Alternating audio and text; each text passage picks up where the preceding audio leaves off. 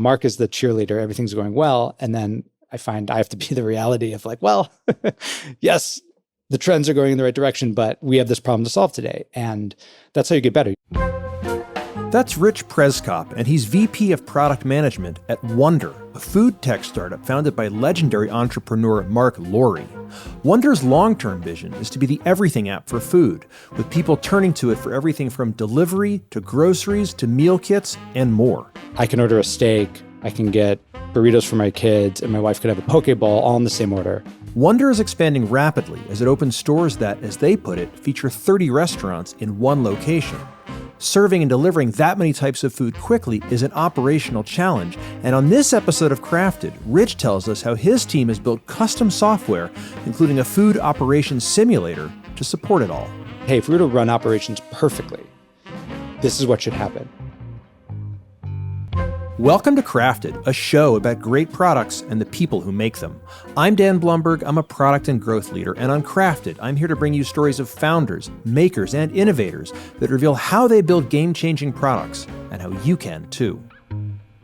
Crafted is brought to you in partnership with Docker, which helps developers build, share, run, and verify applications anywhere without environment confirmation or management. More than 20 million developers worldwide use Docker's suite of development tools, services, and automations to accelerate the delivery of secure applications. Learn more at docker.com. And Crafted is produced by Modern Product Minds, where my team and I can help you take a new product from 0 to 1 and beyond. We specialize in early-stage product discovery, growth, and experimentation. Learn more and sign up for the Crafted newsletter at modernproductminds.com. We're going to chat a lot about operations and optimization. And I just want to start with congratulations. You just had your third kid. I have 3 of my own. And so I'm assuming that your household is perfectly optimized as well. Oh, yes. It's down to the T. Everybody follows all directions all the time. It's perfect. It teaches you about Slack. You have to build Slack into everything you do. So there are some lessons in having kids. Yeah. So let's get into it. I'd love to start with what's the big vision for Wonder? It's a very hot startup, very, very well-known founder, and has raised a lot of money recently. And I'm just interested in what the big picture is. Yeah. So I think Marc's big vision is to be the everything app for food. So long-term, you're hungry, you need food, whether it's groceries, going out to eat, ordering in, getting meal kits, like you go to Wonder and we will provide. That's the long-term vision. Right now, we're focused on stores, and the idea of a Wonder store, it's sort of like a food hall. So we actually have 30 restaurants in one single location. I like to say, hey, think of a Chipotle, same footprint, but instead of one restaurant, we now have 30.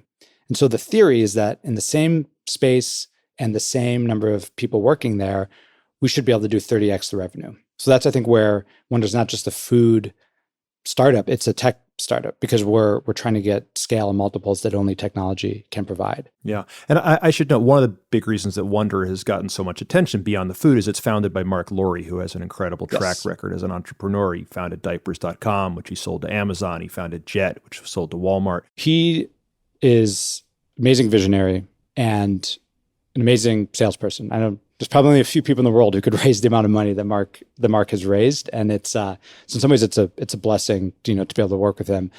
He thinks big. Like, this is not I think I have a good idea and we'll see if it makes money. He's like, no, I want to change the way people get food. And his vision here is that Wonder becomes that platform for people to get food. So we're doing restaurants now. We have a B2B line. We acquired Blue Apron, and so you can kind of see there's more we can get into with consumers and businesses. But the goal would be, hey, if you're hungry and you're a human and you have Wonder, we can satisfy that. We can get you groceries in the future. We can get you your meals. We can get you your meal kits and all of that. And to do that across the country. We're only obviously in East Coast, right around New York, New Jersey right now, but we're going to be expanding in this area and then eventually go nationwide. Yeah, I should also note, for full disclosure, my sister works at Wonder. She's helping build a lot of those new restaurants on the East Coast. I get occasional photos in the family group chat of a newly opened Wonder in New Jersey or Pennsylvania. That team building up those restaurants at the speed. I mean, I thought my job was hard. I don't understand how they can open restaurants at that pace. Tell me more about you. Have you always been an analytics and operations person? How did you get to this role at Wonder? I have not, but I studied mechanical engineering, so I love building things. I think I love that satisfaction of making something, seeing it work. So that's sort of where I came from. I did consulting. I was a PM for a little bit out, like 2 years out of school. I lived in China, and then sort of I kind of reset, came back to business school at MIT, and then my first job after that was at Jet, and it was in a product role, but it was working on our order management system. Because at Jet, we were, we had our own products, our own warehouses, but it was a marketplace. So we had orders coming from all different vendors. So this was sort of the central tool that managed all of the orders, both directions, like what are customers placing, what is inventory coming in, making sure everyone's getting their products. So that was my first foray. I never chose to go on that path. It's just sort of where I landed. But I found it extremely interesting. And I think what also got me hooked there was really having the data. I love SQL. I probably should stop doing it, but I'll spend generative hours AI a will day. tell you to stop doing it, right? Or Yes, you won't exactly. need to know it anymore, right? Will that rescue me? Because I never really got good with it. I know. I think it's going to be useful too. I've played around with it. It's crazy what it can do. We have a SQL test for product managers, so we always make sure. Again, I think it's not always a requirement, but especially in operations, we say, look, it saves us time if you can go and get your own data, do your own analysis, than to have to go to an analyst and build a report and see all that. Especially at a startup, I think it just go right to the source. And AI easily did our SQL test, so it was like, okay, it's pretty good.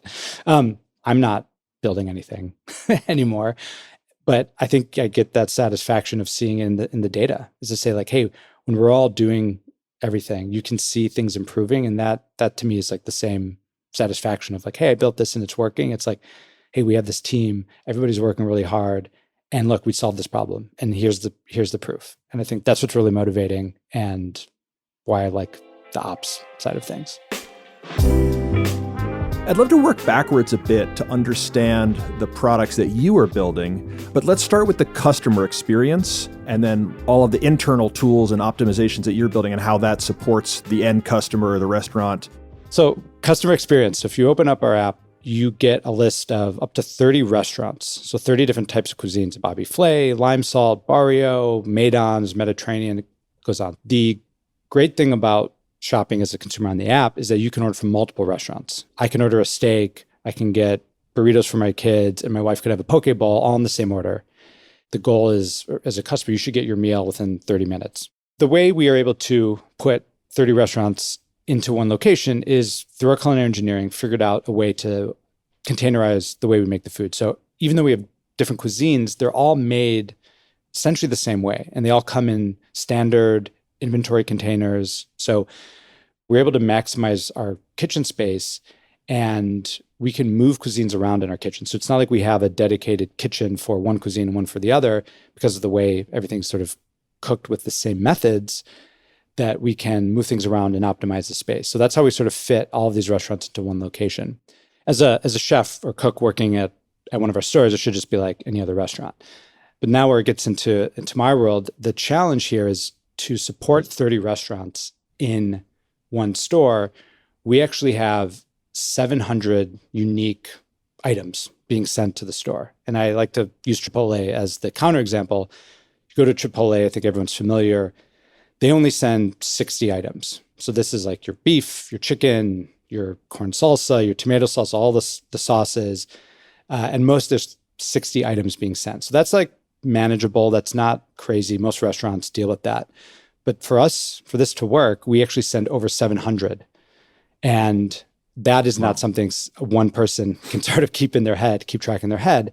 And so this is where the technology in my world really start to come into play, is we've built our own proprietary inventory management software for the stores. And the goal there is we need really accurate inventory. We really need to know how many things we have on hand, especially things that don't sell that much. Chipotle is churning out beef and chicken all day. We have some things like a branzino, which is delicious, but maybe we only sell 2 or 3 a day. So it's super important that inventory is accurate. We have like very small margin of error. But at the same time, the job of the cooks is not just to manage inventory all day. So the cooks are, I think one of our managers said this, is like half of your job is cooking, the other half is inventory management. I would like to make less of your job inventory management, but it is a critical piece of the business. And so we have software there that does all the inventory functions, but tries to make it super easy for our cooks, yet still gives us really accurate real-time information about our inventory. So that's sort of the first part of it. And then that gets into our supply chain side. So we are sending all fresh food. So of those 700 SKUs, maybe 10 of them are frozen. The rest are all fresh. And this gets into the biggest challenge we have is dealing with shelf life. I think you could think of this as typical supply chain software, but it's not that typical because we're dealing with very high frequency and low shelf life items. We've actually built our own forecasting models and our own, we call like our planning software. Tell me more about why, there have been food businesses for millennia. And I'm sure there are many, many, many, vendors that sell all sorts of technology around food businesses. And I'm interested in why you needed to build custom software. Yeah, I think the first question is, where are you going to add value? And we initially actually had a Microsoft Dynamics, which is a ERP, enterprise resource planning software. So like Oracle, SAP, there's a bunch of these that a lot of manufacturing companies use because we thought just manufacturing, we can use that software. We couldn't get it to work for what we were doing. And I think the problem was the frequency at which we were making things was just not built into the way those software work. They're for manufacturing. They're, if you think of a car, they're going to run a line for months. So they can set up and plan and do all of this stuff. Mm-hmm. Every day we're making something new. And we could be making something every single day. We're switching what we're making because we have to produce 700 items. And if you think about, it's not even just 700 items, it's probably at the end of the day over 1,000 different recipes. You have to make a marinara sauce first before you add it to the pizza. And so we couldn't, in the right amount of time, get that software to work for us. And I think the other lens of this is usually third-party software, I'd say it's like get you 80% of the way there. It's kind of the 80-20 rule, 20% of the effort, you get 80% of the way there. But we realized, and where I'm really focused is on waste and stockouts, we have really aggressive goals, and the third-party software wouldn't get there. And if you want to get it there, guess what? You're going to hire consultants, developers to customize the software. And by the end of it, you're going to spend probably more money than would have just to hire a development team from the beginning. And we also already had that team in place because we were definitely doing something completely new in the food truck world. So it was at that point, it's like, hey, these are smart guys. They built some good stuff. Yeah. Let's just apply it to the stores. And this way will set us up for the future. You mentioned two of the key KPIs for you. One is waste and one is stockouts. There's no Bronzino. We ran out of Bronzino today. And it sounds to me in a weird way that's sort of like unemployment and inflation. Like you can't have zero of either, and they kind of go in inverse directions. If you have a lot of waste, then you're not going to have a lot of stockouts. But so there's some optimization there. I know you built a simulator, and I'd love to hear more about how you built that, why you built that, what it does. Yeah, it's been a great tool for us. And so the history is we had a forecast, we could say, predicting how much we're going to sell of each of those 700 SKUs. And there's like a basic sort of inventory model that you think about of like you have your beginning on hand, you receive inventory, you use it, maybe you expire it, and then you have your ending on hand. And you can kind of play that out. You could do it in Excel. In fact, we were doing it in Excel to start. You could identify when you're going to run out of inventory and say, I need to produce enough so that we don't run out. The problem with that we found was that while it worked, it got us numbers, we were overproducing most of the time. And so one of our data scientists, or actually an operations research guy, had this idea that like, hey, we're getting a forecast that has a distribution because we're not able to predict the future perfectly. So every forecast of, hey, we're going to sell 2 Branzinos, we actually have a distribution curve with that, given the spread, the variability in those sales. And so his idea was, well, why don't we just simulate the business and do like a Monte Carlo simulation based on those distributions? And so he built the simulation that says, okay, like we produce something, it takes a day to get to our stores, so we have to count for that. We have sales that play out. It will result in expiry. It will result maybe in stockouts. And using all that, we can calculate and optimize, well, how much do we need to have on hand in our distribution center, and how much do we need to produce to keep that, to maintain those levels. So it not only like helped with our production, and what that means is some of our items will have waste. We want it to be zero, but there's some items that are so volatile, like the Branzino doesn't sell every day. If it sold one a day, I could zero waste, zero stockouts. You plan it perfectly, but it goes up and down. And the idea of the simulation is it gives you that benchmark, and it's not zero because that's impossible. So it gives you this realistic, long-term goal. And so that's how we've been able to do a lot of work to improve our waste and stockouts. So it's both served as like a functional tool to do our production, as well as a metrics tool to give us goals and to really actually understand when things break, why they broke. Yeah. I'm sure there are lots and lots of areas where you could optimize something or build custom software here. And I'm interested in how you balance trying to make it perfect versus trying to get it out the door and ship that first, MVP. I'm interested in how you approach that. Yeah, well, I think I learned this lesson at Jet, where we had our product and development teams were very siloed. The idea was like your team can just do your thing and focus. And what happened was you over-optimize, because I was in the world of order management. And once we're managing orders and they're going through the system and there's not a lot of errors, you don't really need to improve the software. But everyone's natural intent is like, well, I want to make it better. I have more things I could do. Yeah. If you think of like an S curve, right? It's like you're at the top of the S curve, you're like diminishing returns. Very much diminishing returns. So I've been there. And I think that was a big lesson. The other lesson from our food truck days was having extremely accurate data. So one anecdote from those days is we were measuring order to eat times, and sometimes we would get really long order to eat times because a truck, you're sitting in point A and the truck's like miles away, and there was a closer truck to you, but we didn't send your order to that closer truck. And everyone's like, why? The algorithm's broken. Everything's a disaster. And it came down to, it was like inventory. We're pulling inventory. Well, this truck didn't have this one thing. And we couldn't explain that clearly.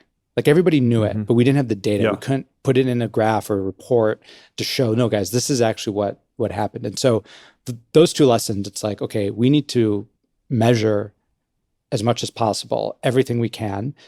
And so when we talk about waste and stockouts as our KPIs now, we use that to prioritize, because we can now say it's not just like, oh, I'm guessing that this thing will improve waste. I could actually look, well, what's causing waste? Well, it's expiration. And back to the simulation. Well, did we expect there to be waste? If we did, then there's nothing to do. But, oh, well, look, there's this other waste we did not expect to happen. That's a problem. And you can kind of keep double clicking into that. And we've built up our products to have all that data. So now we can explain what's going on. Yeah, I know you built a way to automate root cause analysis of data issues. And in my head, I have sort of a product manager asking why 5 times is what the system is doing. Yes. I don't know if I'm sure it's nothing like that exactly, but tell me more about how you built that, how you tested it, how you iterated along the way. Yeah. So that, again, lesson learned from the trucks, but we started with stockouts. And just to be clear, a stockout is basically when inventory goes to zero, and so it's no longer available for the customer. So we had to figure out is, okay, if something stocks out, so let's pretend it went to zero. Well, why did it go to zero? What are all the reasons? And it's sort of like a bifurcation. There's always two causes. One is sales, so we sold it. And then the other is we messed up in operations. Maybe we dropped something, or maybe somebody lost it, or quite frankly, there could be stealing. Someone, we have really good choice cuts of meat. We got to make sure those are staying at the store. So we're measuring people are removing it out of inventory, or if the sales are removing it. So we could say, hey, in a day, if we went to zero, did we sell more than our 1 or 2 standard deviations above our forecast? And if so, then we're like, okay, well, that was a forecasting problem. If we did that and somebody dropped something, well, then it's a both. But if we didn't sell a lot and we still stocked out, then now it's an operational issue. And so that's sort of step one. And then there's also an issue of maybe we didn't even get the inventory to the store in the first place. And so you could apply the same logic. You go back to our distribution center. Okay, well, did they have it on hand or not? And then if they did, that's an operations issue at the dish. If they didn't, now we're back to production. And then you go back, did we tell them to produce enough? So is it a planning problem, or did we tell them to produce 10 and they only produced 5? And so you can like follow the chain, but that's a lot of different systems, a lot of different data that you have to piece together. And a lot of that work happened in our data, we use Snowflake and dbt. So like a lot of that was done just using SQL mostly and getting all of that connected and then running some jobs so that when it comes to like reporting, it's readily available. We've done all of that logic ahead of time. And so by the time I look at our reports in the morning, like that's all there and I could quickly see what happened and why. And so you've built this all for Wonder and its operations, but correct me if I'm wrong, a potential next step for Wonder would be to take the software that you've built and apply it to other businesses, other retail operations, similar to how AWS started out as an internal tool at Amazon. Is that the double secret probation plan? Yes, it's the double secret plan. Now you're in on the plan and only you. I think that's definitely in the cards. Personally, someone who develops software and products, especially in operations, I think that'd be a dream. I will sprinkle a little bit of reality dust on that, which is, it took Amazon a long time to get there. Sure. They had to work through their operations, but I think that's our path as well. Today, it's all Wonder. So we're buying our own food, we're making everything, we're distributing, we're doing all of that, we're cooking all of it. So the interesting thing will be, how do we start separating that out so that we don't have to be everything? I think with the moment you could start plugging in alternatives at every stage, you could say somebody else gives us the food, or somebody else does distribution, or somebody else cooks. That's when that platform can really take off. And I think we are developing software under the philosophy of design for that future, but build for today. So that's always in our mind. If you ask tomorrow, can we flip this on and there's APIs and you can connect? Like, absolutely not. But it's not a stretch, in a year or two, if this starts happening, that we're in a good place to be able to do that. With that future state in mind, I'm interested in how you harden the APIs, for future external use, or that you worry about that later, or just how you approach what to ship today with also an eye towards how to iterate and expand tomorrow. There's two things. There's internal and external factors. I think the internal are discipline. And we just hired a new CTO, and he comes from Amazon and I think Rakuten. So he has a lot of the tech supply chain experience. And he's like, no, everything has to be in systems and handoffs and all of that. The other way that I think about it is measurement. We want to start measuring things. And if everything's connected, it's sometimes hard to pull out, well, like, go back to this RCA, well, whose fault was it? And that became obvious, is that like, hey, we don't actually have a good handoff between one team and another, or this part of the process and the next part. And if we want that to be clear, because we want to start measuring things, that's another, I think, forcing function. But at the end, if you have the eye to like, hey, at some point we're going to have alternative vendors and alternative this, or we might outsource this, you can start thinking about that. I think the timing is just a tricky question. There's no right or wrong answer. Maybe one way to answer it is, hey, you've hit your metrics for the quarter or for the year, and you have some bandwidth. Now's a good time to start working on it. Yeah, I'm sure the ambition is there. You talked Yes. about Marc Lore and his ambition. Tell me more about the culture at Wonder as you've gone through this rapid expansion and several iterations along the way. It's never easy for any growth stage startup. What's been sort of the hardest part in terms of scaling up from a team perspective? The culture is great. So Marc, he loves what he does, right? It's very obvious, it's infectious. And so he wants that for everybody. And cultures and values are really important to him. And it's part of our review process. We bring that into the review process. So I think there's like that sort of, top down, but then in our world, and I think what we're looking for, especially where product and operations align, are like very analytical people who like solving problems. And I would say that's the main thread with everyone working, especially in operations and product in the operations world, is these are all cool problems to solve. And if we're giving you the data, then it's even more fun. And so that's how we kind of position it, is like, look, Marc is the cheerleader, everything's going well. And then I find I have to be the reality of like, well, yes, the trends are going in the right direction, but we have this problem to solve today. And that's how you get better. You have to admit that there are problems to solve, and it's not people's fault. So I think, part of that building the culture is making sure we hire people who fit into that. But one of the challenges actually has been, when we shifted from the mobile restaurant business to the stores, we had to do a lot of layoffs across the company. And that was really tough. Doing them, being a part of that, and seeing friends and colleagues, that was definitely a low point. And I think what helped bring people around is that, reminding them it's for the benefit of the business, and that there are still all these things to do, and that what also helped is giving people ownership and responsibility. I think has been another big thing. So you don't feel like you're just here and at the whim the company can let you go, but you say, hey, like you own this metric, or you're responsible for this, and expect you to deliver on that and work towards that every day. I think that helps get people, back to the culture thing, I think, and problem solving. That gives them the motivation to show up and to work hard and to feel that sense of accomplishment.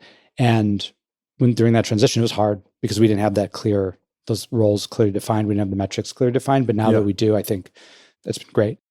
You're building a very bespoke set of software for a very interesting and unique food operations business. I'm interested what lessons you think really apply to other builders out there. The biggest lesson I learned is the power of setting clear, measurable goals. So go back to this transition period, all that. What really helped was to say, look, we have all these supply chain products, right? We have products in our recipe management. So we call it cookbook, but it's what the chefs use to make these recipes. We have products in our production facility to help with management. We have the forecast planning, inventory, all of that. And each of those you could think of as an own product. It has its own KPI. But what was powerful is realizing that they all roll up to two metrics, which are the waste and stock up. And you talked about those like Libra scales, like, right, if one goes up, one goes down. Yeah. And being able to bring them both down is the challenge. But the way I always tell my team, like, look, if the forecast is completely inaccurate, but those two numbers, waste and stock out, are zero, I wouldn't care. Now, that's not reality, but having that clarity and realizing that everybody, what they're working on, figuring out or understanding how their contribution rolls up to those metrics was huge. And then we were able to, once we have that goal, set targets, measure it. And then the second piece was we talked about earlier is this automated RCAs, actually to show like, I can now break down this metric and assign owners to it. So I could say, PM over here, you own this one, you own this one, you own this one. And it just gives them, I think, that clarity and ownership. So they have something that they can look at every day and pull up a dashboard and say, how's this metric working? I think what I found is that the people who are every morning, if they're opening up and looking at a dashboard and saying, hey, I saw this or going on, like that's a good sign. I think that's what gets people motivated. And I think it's not always easy, especially in operations, to assign those goals, especially when the software is not the product itself. Everything you do on those apps is measurable. And so it's really easy to set those targets and metrics and measure them. I think the challenge in products that are used by operations or in physical world are making sure you can measure things and get the data you need to be able to set these goals. I love it. I love what you're building, and I'm excited to see where you take it next. Rich, thank you so much. Thank you, Dan. It's great to chat with you. That's Rich Przekop. I'm Dan Blumberg, and this is Crafted. Crafted is brought to you in partnership with Docker, which helps developers build, share, run, and verify applications anywhere without environment confirmation or management. More than 20 million developers worldwide use Docker's suite of development tools, services, and automations to accelerate the delivery of secure applications. Learn more at docker.com. Special thanks to Artium, where I launched Crafted. Artium is a next-generation software development consultancy that combines elite human craftsmanship and artificial intelligence. See how Artium can help you build your future at artium.ai. And Crafted is produced by Modern Product Minds, where my team and I can help you take a new product from 0 to 1 and beyond. We specialize in early-stage product discovery, growth, and experimentation. Learn more and sign up for the Crafted newsletter at modernproductminds.com. And please share Crafted with a friend so we can forecast demand. And everyone's like, why? The algorithm's broken.